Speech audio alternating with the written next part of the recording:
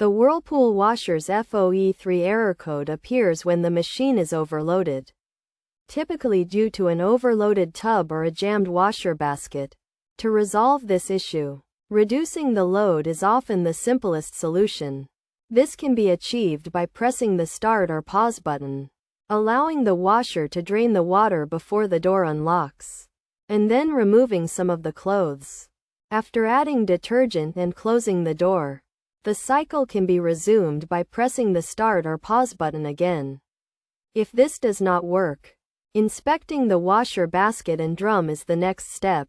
This involves canceling the current wash cycle, emptying the machine, and rotating the drum manually to check for any obstructions. Using a flashlight can help identify the cause, and any blockages can be removed using needle nose pliers or by hand.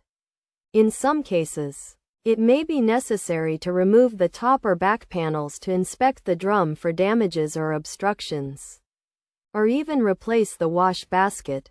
If the problem persists, consulting a technician is recommended.